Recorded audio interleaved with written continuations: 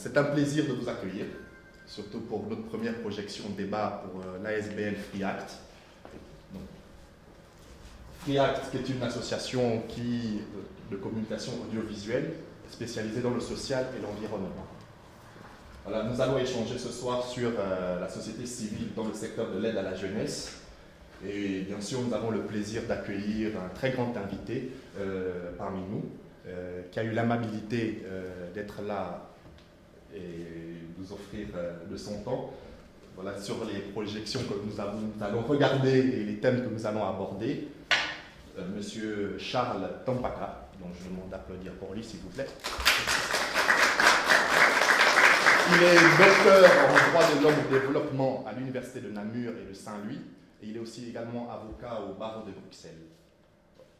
Et notre second invité qui n'a pas pu être là encore, mais normalement il arrive, c'est monsieur Denis Rioux, qui est le directeur de l'association La Pommeraye, qui s'occupe du projet pédagogique œuvrant pour l'encadrement des jeunes en situation de crise depuis 1974 dans la région de Namur.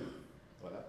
Et cette association La Pommeraye est soutenue par l'aide à la jeunesse et la communauté française. Et nous avons aussi Madame Nathalie Pontalier et Madame Sylvie Ball, toutes les deux fondatrices de l'ASBL FreeAct.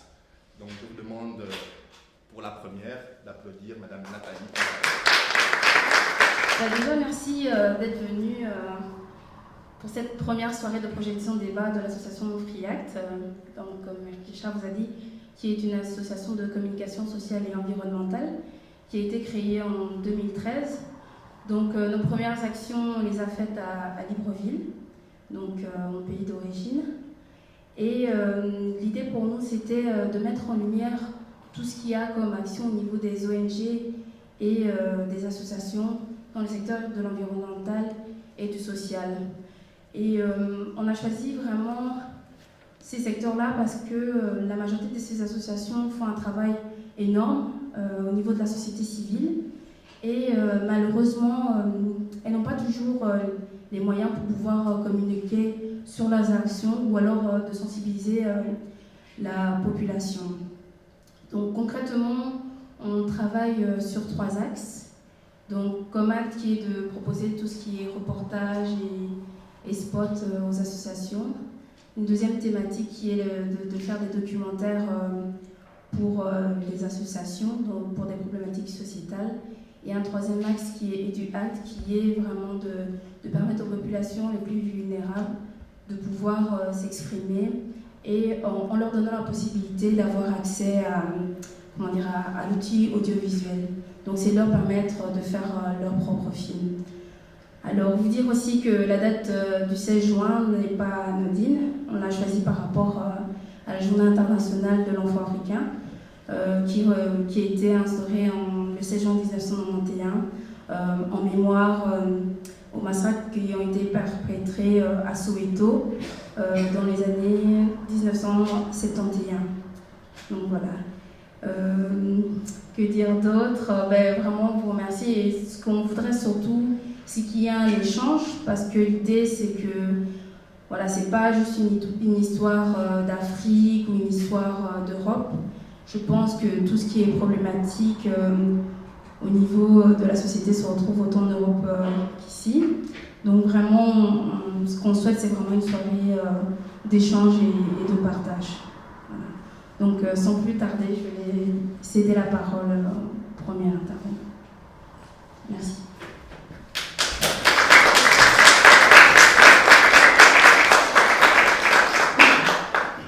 Je vous remercie. En fait, je suis Charles Tampaka, je suis d'origine rwandaise. Je travaille très souvent et beaucoup plus que sur la question de la jeunesse, sur les problèmes du rapport droits de l'homme et développement. Et dans ma spécialisation, je travaille souvent sur le droit foncier, qui est le droit qui pose le plus de problèmes, étant donné que c'est une des matières qui n'a jamais été réglementée par la colonisation, parce que le droit de la famille, le droit foncier et les problèmes de succession touchent tellement à la vie des gens qu'il a été impossible d'imposer des règles et que ces règles n'ont jamais été suivies, même là où elles ont été imposées. Et donc, je travaille sur ces questions-là dans le système, donc dans le système de plusieurs pays. Je n'ai pas eu pour le moment le plaisir de travailler sur le Gabon, mais j'ai travaillé sur le Cameroun, sur la Centrafrique, sur la Guinée, sur le Congo, j'ai travaillé sur le Tchad, sur le Burundi, sur le Rwanda et sur il y a encore un autre pays, bon, anyway, sur la Côte d'Ivoire. J'ai souvent travaillé sur la Côte d'Ivoire. Ces questions m'ont touché particulièrement parce que j'ai fait mes études en droit de la famille où je travaillais beaucoup sur le droit des enfants au Rwanda. Et c'est pourquoi j'ai accepté de participer au débat parce que le droit dépassait le cadre de la règle de droit dans les pays africains, que ce soit en matière foncière ou en matière de développement. Nous avons dans le pays, en fait, une très grande similitude entre les différents pays africains, et c'est ce que j'ai constaté sur ces questions-là. Une jeunesse qui dépasse les 60% de la population, et puis une jeunesse qui n'a pas de projet. Les projets, c'est les études, il faut augmenter les études, mais il n'y a pas de travail, et la formation qui est donnée n'est pas exportable. Et donc, vous avez certains pays qui donnent des formations, mais les enfants qui sortent des études ne sont pas capables, au moins de chercher du travail dans les pays voisins. Soit les diplômes ne sont pas acceptés, soit le niveau de formation n'est pas bon pour être vendable. Vous avez également une évolution très, très grande dans les milieux urbains, qui est une évolution proche de l'Occident, qui n'est pas la même que dans les pays, dans les campagnes. De telle sorte que la difficulté, c'est comment est-ce qu'on peut maintenir les solidarités qui existaient dans le système traditionnel et vivre la modernité telle qu'elle est vécue dans la ville. C'est là que je suis arrivé à, par exemple, les enfants abandonnés, les enfants de la rue, les enfants prostitués, malheureusement, qui sont dus principalement au fait que les structures sociales traditionnelles ne sont plus capables de contenir et d'avoir assez de solidarité qui leur permet effectivement d'avoir une sorte de protection de ces enfants. Donc on a introduit la notion de famille et foyer, famille nucléaire, qui est tout à fait différente de la famille large qui était une famille et lignage, et donc on perd en même temps les solidarités qui existaient, de telle sorte qu'aujourd'hui, ça pose un gros problème, aussi bien au Gabon que dans d'autres pays. Le Gabon encore plus maintenant parce que j'ai appris qu'il y a beaucoup plus de gens dans le milieu urbain que dans les milieux de campagne, ce qui traduit effectivement l'absence de cette situation de protection qui existait. Dans tout cela, où est la question du développement? Parce qu'on m'a demandé de parler du problème du développement. Le développement s'entend en fait dans les schémas africains comme l'augmentation des biens matériels. Si vous demandez à un ministre ou à quelqu'un d'autre, il s'agit de la construction de structures routières, de la construction d'hôpitaux, des communications, c'est cela le développement. Or, le développement dépasse tout cela. En fait, il n'y a de vrai développement que lorsque on a ce que j'appelle l'amélioration du niveau de vie de la population dans tout le pays et le fait de permettre que cette amélioration soit conçue à l'intérieur et par tous ceux qui sont concernés par cela. C'est-à-dire une participation de la population qui choisit sa voie et qui choisit la meilleure méthode d'amélioration de son niveau de vie. Or, il y a toute une série de difficultés que l'on retrouve dans les pays africains. Et ces difficultés proviennent notamment du problème de la réduction des fonds dus à l'éducation, dus à en fait, l'amélioration de son niveau de vie de la population qui n'existe pas. Ils sont dus aux structures sociales. Vous savez que dans les systèmes africains, nous avons une triple structure. Nous avons ce que je considère comme la primauté de la communauté par rapport à l'individu, où l'individu a très peu d'initiative par rapport à sa communauté. Et par exemple, la femme ne disposant pas de la terre et ne peut la mettre disons, par exemple, la cultiver ou bien l'utiliser comme elle veut. Si la famille n'est pas d'accord, son mari n'est pas nécessairement aussi responsable de cela, ça pose un problème. Vous avez un problème d'hiérarchie sociale qui est un problème qui pose problème parce que tant que votre père est là, vous n'avez pas trop d'initiative sur la terre, vous n'avez pas d'initiative sur votre développement, ça doit passer par l'ancien qui a tout à dire et vous n'avez rien à dire. Mais vous avez aussi la question, en fait, de la division des tâches au sein de la société où nous avons appris que chacun a un rôle et qu'on ne passe pas, par exemple, l'homme ne va pas dans le rôle destiné à la femme, c'est considéré comme une sorte d'ingérence et la société ne le voit pas très bien. Et donc, l'absence de collaboration entre les structures sociales pose problème et c'est un obstacle très grand en matière de droits de l'homme et de développement. Parce que cette participation devrait exiger une certaine égalité dans la décision à prendre, une égalité dans la gestion de la famille, une égalité dans l'évolution de la structure. Par exemple, vous verrez que dans beaucoup de pays africains, et je l'ai constaté partout où j'ai été, quand il n'y a pas de moyens d'amener les enfants à l'école, on choisit les garçons. Et donc, la fille restera de toute façon à la maison. On dit, elle n'apportera rien à la famille, elle apportera tout à son mari. Ce qui n'est pas vrai. Ce n'est pas vrai lorsque vous examinez la structure sociale, les aides qui sont données à la famille. En tout cas, dans mon pays, les femmes contribuent plus à aider leur famille d'origine que les hommes. Alors que dans la pratique, elles sont écartées lorsque les moyens sont insuffisants. Et donc, ces structures sociales contraignantes contribuent effectivement aussi à ce problème de maintien du sous-développement. Il y a un problème aussi d'accès à la technologie. Lorsque vous demandez les investissements qui sont donnés des pays occidentaux, par exemple vers les pays africains, la première chose qu'on demande, est-ce qu'il y a du personnel compétent? Est-ce qu'il y a des moyens de communication, des routes, des téléphones, des structures sociales qui sont organisées pour que la communication passe? C'est très difficile. Ces pays, parfois, ratent un projet parce qu'il n'y a pas d'infrastructures suffisantes ou bien il y a une faiblesse de revenus par tête parce qu'il y a une dépendance commerciale, une insuffisance d'infrastructures sanitaires, etc. Tout cela crée des situations qui maintiennent le sous-développement dans ces différents pays. Mais il y a aussi des difficultés politiques. Difficultés d'ordre politique, notamment des problèmes de régime autoritaire, le problème de limitation de l'initiative personnelle ou de limite à la liberté individuelle. Toutes ces structures-là, malheureusement, sont transversales. On peut les retrouver dans différents pays africains qui sont des freins à ce développement. Mais il y a aussi ce que j'appelle en fait des limites qui sont imposées par l'extérieur, notamment la question de l'endettement. La question de l'endettement de l'Afrique pose problème parce qu'elle est très ancienne et qu'elle augmente et que lorsqu'elle est réduite dans ces différents forums internationaux, la dette est de nouveau reprise par les États pour refaire autre chose et on est dans une sorte de bulle où cette dette-là constitue en réalité le principal budget national, le remboursement de la dette, alors qu'on devait consacrer cela à l'investissement. Et ces problèmes liés notamment à la jeunesse sont posés notamment par cela.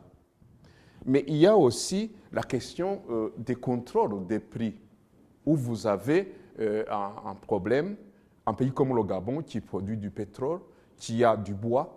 Lorsque vous regardez les prix qui sont donnés à l'extérieur, le Gabon n'a rien à dire. Rien à dire. Ce sont des produits qui sont là, qui servent beaucoup plus à l'exportation et aux personnes qui exploitent. Le Gabon ne reçoit qu'une petite part, je ne sais pas si c'est plus de 15% de l'exploitation ou des impôts qui sont donnés. Et en plus, comme ça se passe ici, il y a ces problèmes de négociation des sociétés qui parfois ne payent rien, alors que la population paye beaucoup plus d'impôts. Et donc, tous ces problèmes-là, dus notamment au fait que le pays n'est pas capable de maîtriser ces sociétés, fait que ce qu'on aurait pu investir dans le développement est réduit. Il y a aussi, d'autre part, occidentale dans ces pays, notamment le respect du libre choix des pays bénéficiaires du développement. J'ai connu des cas, et je le dis souvent, où la construction d'un bâtiment au Rwanda, dans un auditorium de l'université, on avait importé des briques du Canada. Et il y avait du bois du Canada. Les madriers sur lesquels les maçons se posaient venaient du Canada. Les lampes venaient du Canada, des lampes rondes, alors qu'on ne les vend pas dans le pays. Les prises étaient des prises canadiennes, alors que nous avons des prises belges. Et à un moment, évidemment, le problème, c'est comment allait-on entretenir après le départ du Canada. Et ça s'est posé, on a dû tout refaire, remettre des fils, remettre tout un système en marche. Donc, la question du pays bénéficiaire est très importante. C'est ce pays-là, c'est sa population qui devrait décider de comment aider et de ce que l'on veut également. C'est aussi un problème de participation de la population. La population est souvent écartée au nom de l'ignorance. On considère qu'ils sont trop bêtes pour comprendre et que donc on ne va pas leur demander de l'avis. J'ai été surpris de voir que dans les expertises que je fais pour les Nations Unies dans les pays africains, la population n'est pas aussi bête qu'on le fait croire. Ces gens savent ce qu'ils veulent. Ils peuvent vous expliquer leur fonctionnement, le système de fonctionnement, par exemple, en matière foncière, qui est aussi bon que le système que nous avons ici. Et que donc, si on les écoute, si on corrige ce qu'il faut corriger, on peut plus facilement les atteindre et les aider à choisir le projet qui va les aider justement dans cette amélioration des conditions de vie. Mais nous avons aussi, et c'est aussi peut-être l'élément principal, une négligence de l'aspect droit de l'homme dans les actions de développement. Il n'y a développement que lorsqu'il y a combinaison entre le respect des droits de l'homme, la démocratie et le développement. La démocratie permet cette participation de la population. Le développement n'est développement que lorsqu'il place l'homme au centre du développement. Et pour que l'homme y soit au centre, il faut que les droits de l'homme soient respectés. C'est un cercle concentrique dans lequel on doit évoluer si on veut que le développement soit réellement un bon développement. Ensuite, le dernier élément qui est peut-être un obstacle, c'est le fait qu'il faut une priorité dans la lutte contre l'extrême pauvreté. La pauvreté se trouve très souvent dans les milieux des femmes, dans les milieux de la jeunesse, parce que les jeunes, ils n'ont rien. Ils n'ont que ce que la famille veut leur donner. Et souvent, actuellement, la famille ne donne rien. Un des moyens de les développer, c'est notamment la mise en place de la société civile, qui est en fait un cadre, il me semble, où les gens ont plus d'expérience dans le travail, dans le milieu. Ensuite, c'est à taille humaine, c'est plus proche de la population. Souvent, c'est des personnes qui sont vraiment des personnes de proximité où l'aspect politique ne joue pas.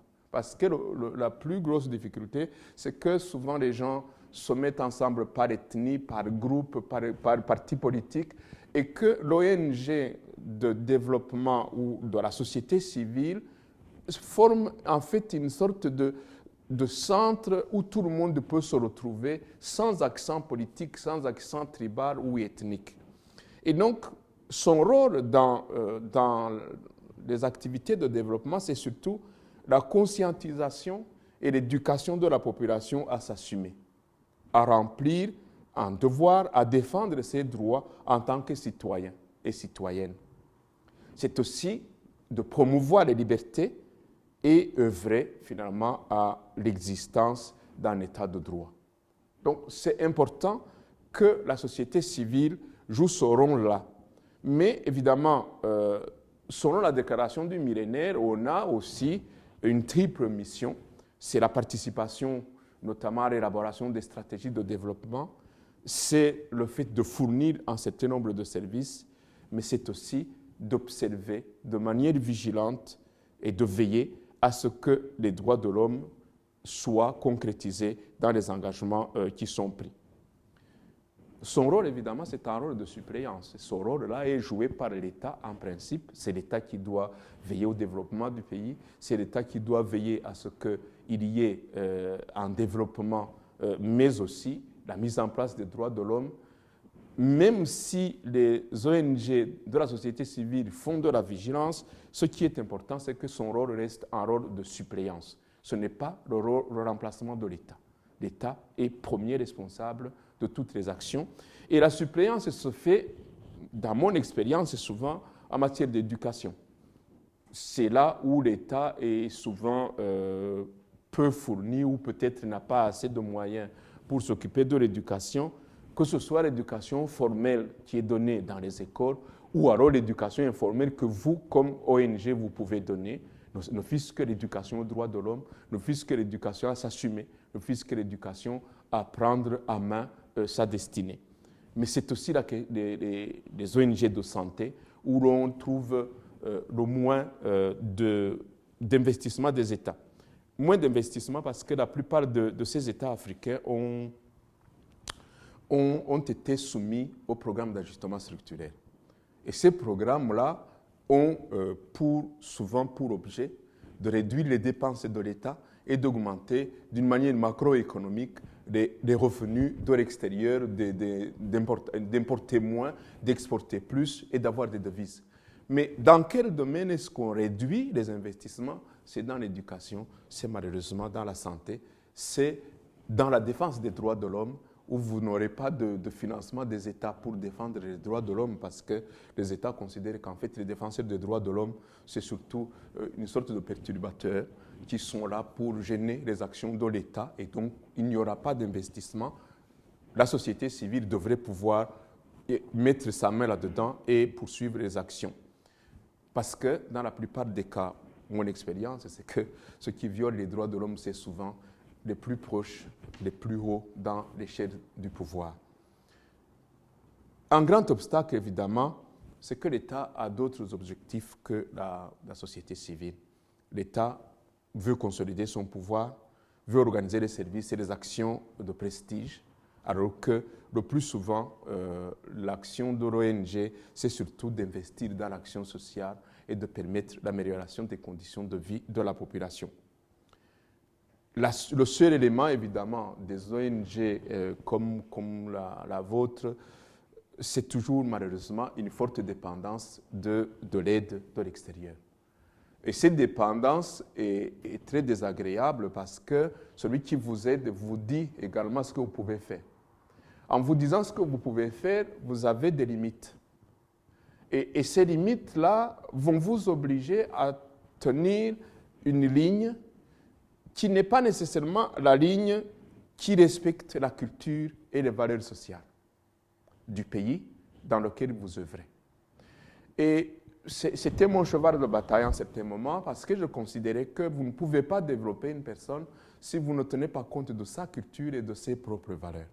Je donne souvent des exemples stupides aux étudiants pour montrer effectivement que ces exemples-là, c'est très important de tenir compte de ça. Qu'en fait, quelqu'un qui vit une certaine valeur, prenez par exemple la polygamie. Vous allez dans un milieu, vous avez des enfants qui vivent dans ces milieux-là. Le plus difficile, c'est de leur faire comprendre qu'en fait, les enfants de la femme légitime sont les enfants légitimes, que les autres ne le sont pas parce qu'ils sont naturels. Alors que dans leur culture, il n'y a pas d'enfant naturel, il n'y a pas d'enfant légitime. Tous les enfants sont égaux devant la famille. Et que donc, lorsque vous introduisez nos notions occidentales dans ce milieu-là, il y a un problème. Lorsque vous allez développer les gens, nous partons souvent, et dans mon credo des Nations Unies, je dois dire que l'homme est égal à la femme. Mais dans le milieu où je suis, j'ai déjà eu des ministres devant moi dans une salle qui me disent « Ah non, l'homme et la femme ne sont pas égaux ». J'étais étonné qu'on me le dise publiquement. Je sais qu'on le dit à la maison, mais pas publiquement. Mais je dis, selon la loi, selon vos constitutions, c'est comme ça. Mais c'est des choses qu'on ne réduit pas, qu'on n'enlève pas par des textes de loi. Il s'agit de construire des escaliers qui permettent à la femme de monter l'escalier et à l'homme de descendre un petit peu sans lui montrer qu'il descend, mais d'accepter qu'en fait, il y aura quelque part un milieu où on va se rencontrer. Et dans des milieux comme le Gabon, où le milieu urbain contient le plus grand nombre de la population, je pense que c'est une approche qui peut être possible.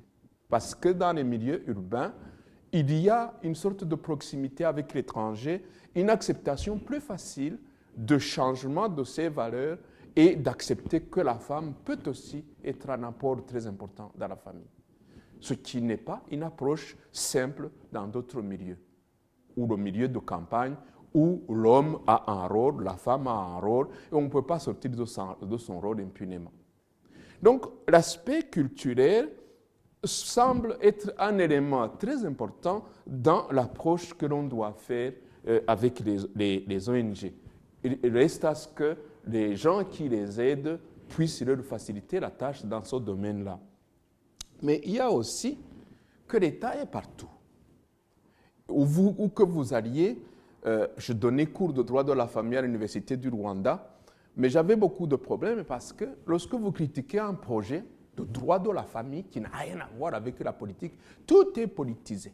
Ça veut dire, si vous critiquez en même temps celui qui a conçu le projet ou celui qui s'occupe de la famille, alors qu'il n'y a rien à voir.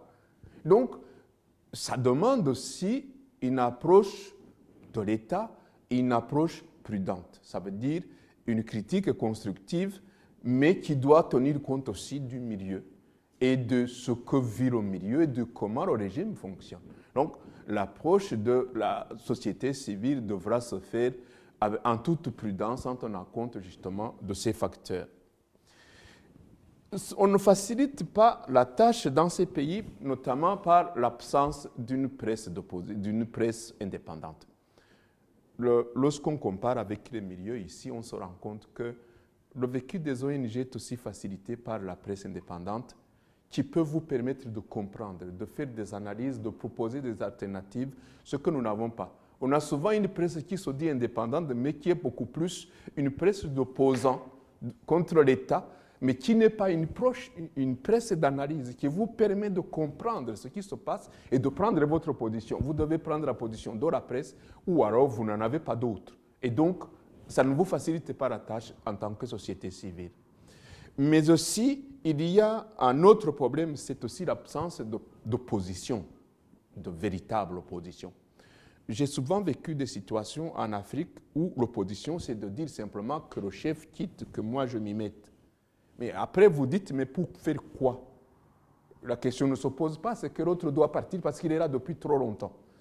Ce n'est pas qu'il est là depuis trop longtemps. C'est surtout de voir finalement, vous, si vous y allez, qu'allez-vous faire? Quelle alternative vous proposez à la population? Ou alors, c'est comme l'autre, vous ignorez la population dans cette participation à la construction du projet politique et du projet de développement. Et donc, ce que la société civile devrait faire, c'est d'aider peut-être aussi la population à comprendre ce que veut le pouvoir, ce que veut l'opposition pour pouvoir un jour faire son choix, et un choix qui va vers le développement. Il y a évidemment pour les ONG surtout une approche, et je dis, de proximité. Ça vous donne, j'allais dire, un respect par rapport au milieu dans lequel vous travaillez. Parce que vous êtes proche, parce que vous avez des projets à taille humaine, parce que vous pouvez porter leurs desiderata et les porter très haut. Je pense que c'est un atout très important dans lequel beaucoup d'ONG doivent se placer, qui permet effectivement de pouvoir être un interlocuteur valable de l'État parce que vous représentez une certaine opinion, vous représentez une certaine proximité.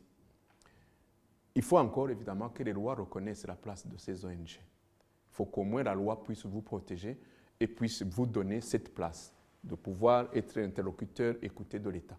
Dans certains pays, la loi existe, mais il y a aussi le fait. Et que la loi, les premiers qui violent la loi, malheureusement, c'est souvent ceux qui devaient la faire exécuter. Et donc, l'ONG doit œuvrer dans un milieu où on doit jongler entre des textes de loi existants et la non-application de ces textes, mais là où on les applique, le plus souvent, c'est d'essayer au moins d'utiliser ces textes qui existent pour pouvoir en fait avancer et défendre ses membres.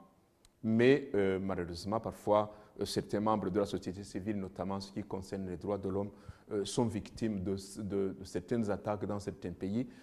Mais on peut, à mon sens, avec la solidarité, venir à l'aide. On a déjà vu des cas qui existaient, notamment dans les situations actuelles du Burundi, où vous avez quand même certaines ONG internationales qui aident un peu les autres ONG à résister ou à survivre après ce qui s'est passé. Donc, l'important, c'est qu'à mon sens, l'aide qui est donnée ici puisse permettre de consulter la population pour que la population puisse choisir son chemin.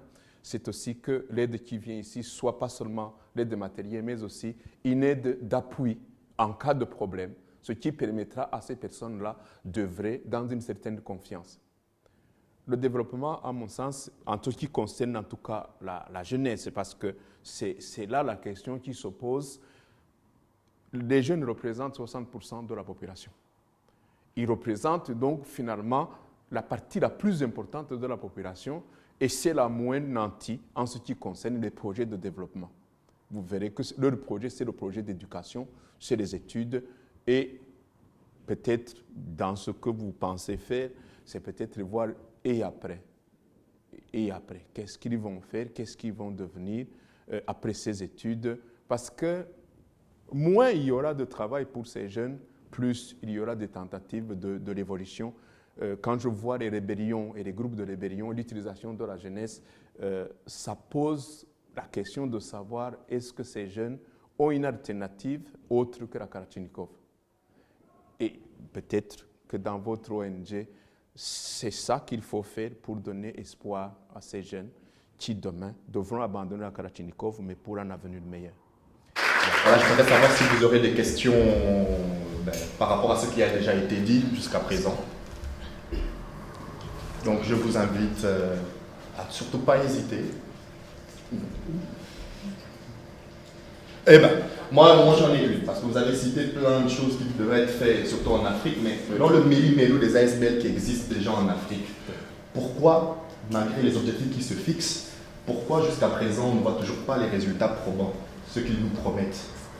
Parce que je me posais la question jusqu'à un moment où j'ai fait des évaluations d'ASBL, au Burundi notamment, une ASBL qui s'occupait de la mise en place d'une structure sociale traditionnelle, le Bushinganai, comme on l'appelait, où cette ONG avait reçu des financements pour aider à retrouver les valeurs traditionnelles et à les intégrer dans la modernité.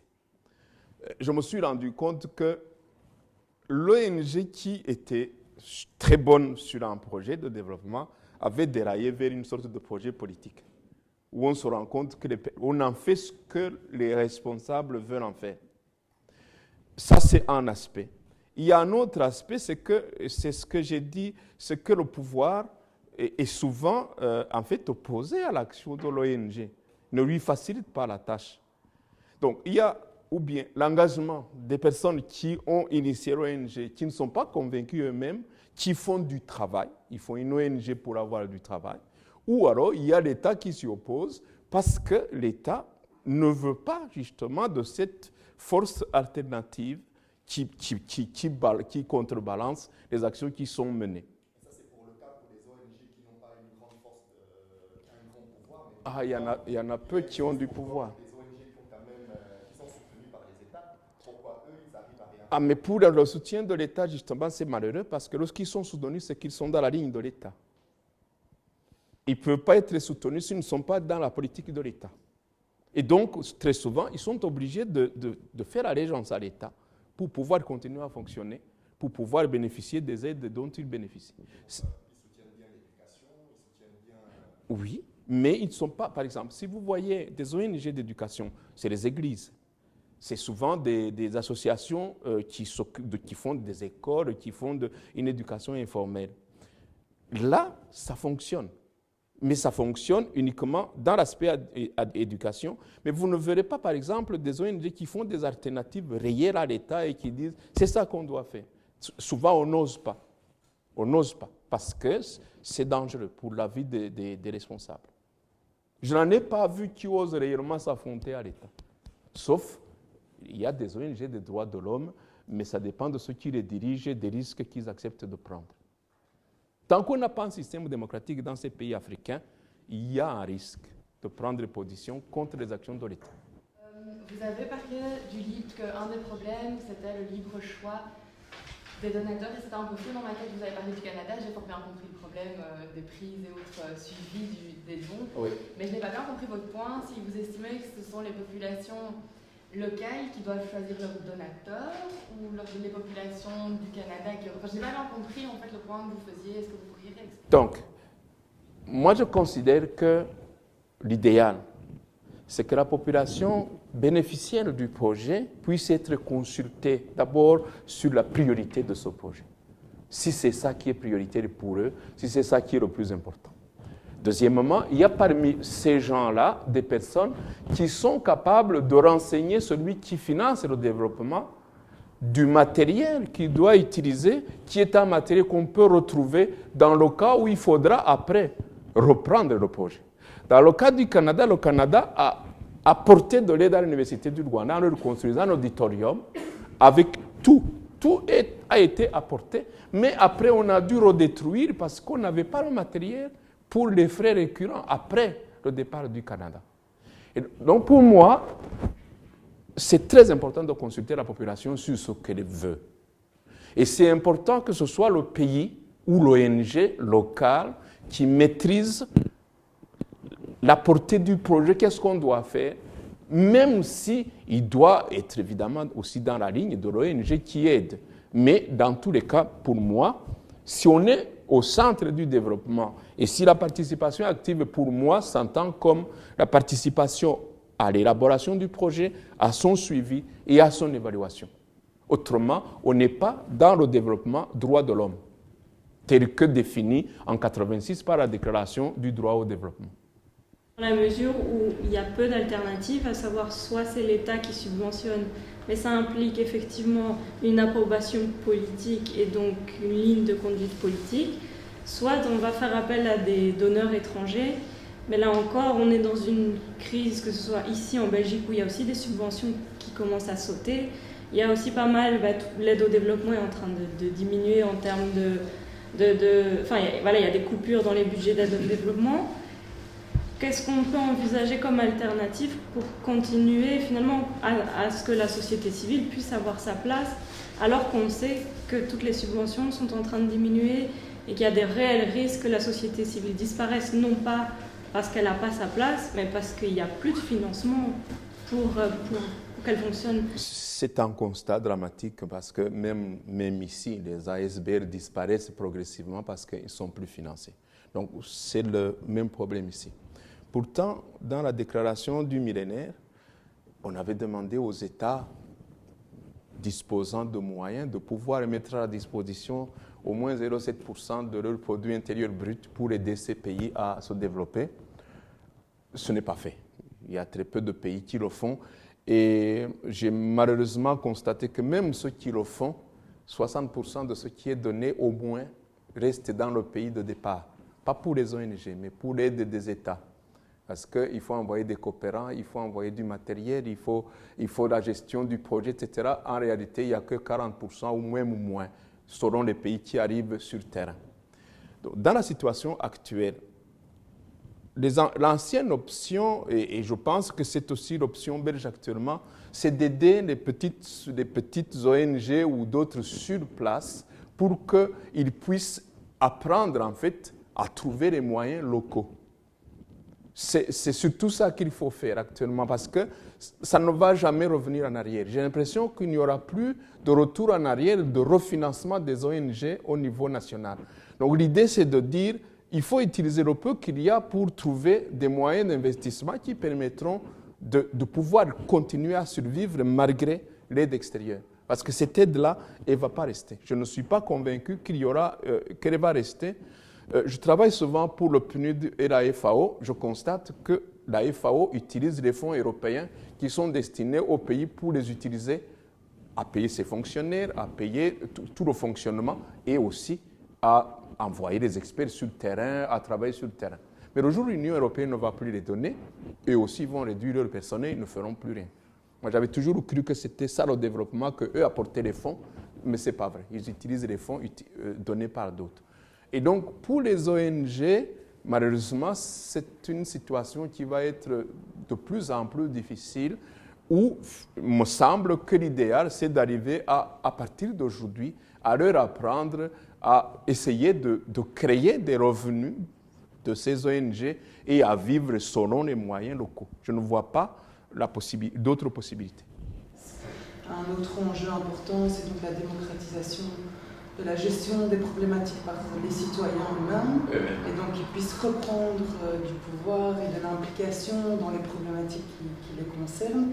Et donc je me demandais si vous avez connaissance un petit peu au niveau plutôt de l'institutionnalisation, ou qu'est-ce qu'il existe en tout cas en matière de protection de l'enfant au niveau de la législation. Est-ce qu'il y a une réponse de l'État ou pas du tout Il y a déjà la Convention sur les droits de l'enfant, qui est une convention qui lie tous les États, la plupart des États, je pense le Gabon aussi, à adhérer à cette convention. Et vous avez la Déclaration des droits de l'homme et vous avez la Constitution, qui est égalitaire, qui protège tous les enfants. Vous avez le Code de la famille. Tout ça est là. La difficulté qu'on a, c'est qu'il y a à côté de ça les structures familiales qui sont aussi contraignantes, même si elles ne sont pas prévues dans la loi, où il y a ces inégalités qui sont institutionnalisées, où il y a l'inégalité entre l'homme et la femme, où il y a la question de la polygamie, qui, malgré le fait qu'elle n'est peut-être pas acceptée par tous, mais elle existe. Même s'il n'y a pas de polygame, il y a des bureaux. Donc, c'est des structures existantes, mais c'est malheureusement une réalité locale. Et il faut bien dire que c'est ça qui existe.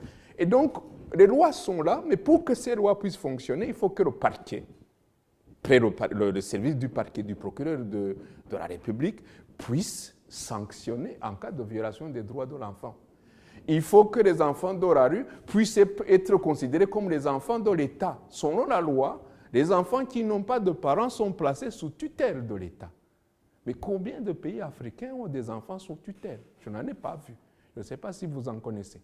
Où vous avez une structure comme ici, des enfants qui sont placés par le juge dans les centres où ils sont accueillis et défendus.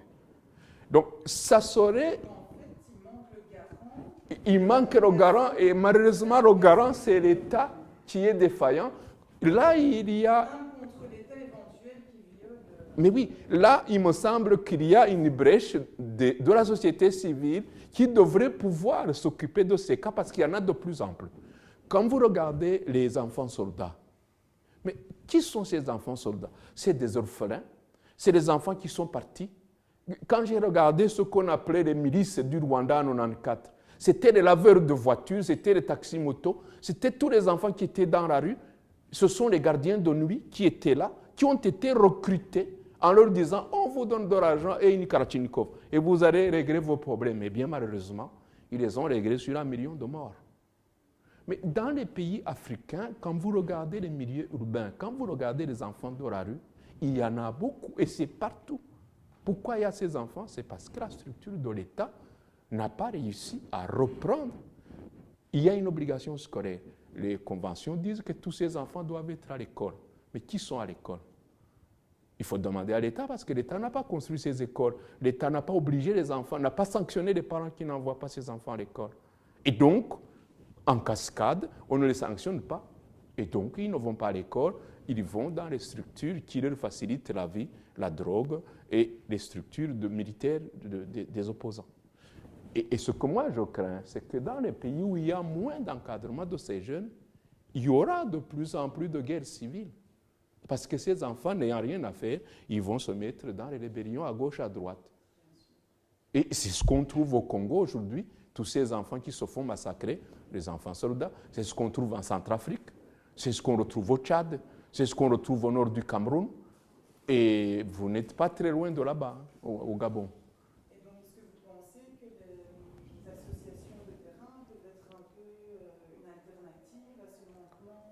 Je pense qu'il y a là un manquement qui est partout dans tous les pays africains où la place des ONG se trouverait dans la protection de ces jeunes qui n'ont pas la protection qu'ils auraient dû avoir selon la loi. Il me semble que c'est une place à occuper. Malheureusement, lorsqu'on regarde aujourd'hui, c'est catastrophique.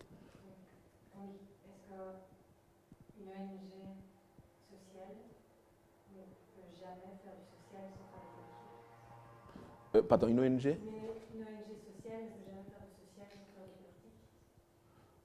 politique. Oui, il peut faire du social sans faire de la politique, si j'ai bien compris. Mais oui, je me dis qu'il y a des ONG qui encadrent ces jeunes-là, ça existe. Il me semble qu'il est possible de les encadrer à condition, évidemment, de ne pas les mettre en militants, anti-politiques, etc. Il me semble qu'il y a des ONG qui encadrent des jeunes qui ne sont plus scolarisés, on peut créer des emplois pour eux, on peut créer des systèmes de formation sans que ce soit politique. Mais c'est déjà un engagement politique? Non, mais l'éducation, tout est politique en fait. L'éducation est politique, c'est politique, mais je pense que ça serait accessible aux ONG s'il n'y a pas d'action politique, s'il n'y a pas d'engagement dans un parti, s'il n'y a pas de discours politique, mais simplement un discours d'éducation et de formation à l'emploi, par exemple. Je crois que c'est faisable. Avant d'être politique, ces questions sont citoyennes avant tout d'abord. Oui. C'est la population qui est concernée directement. Oui, parce qu'ils sont concernés. Et là, c'est 60% de la population. Dans certains pays, il y a plus de 60% qui ont moins de 25 ans. Dans beaucoup de pays africains. C'est énorme quand on regarde ce qu'il y a comme jeunesse.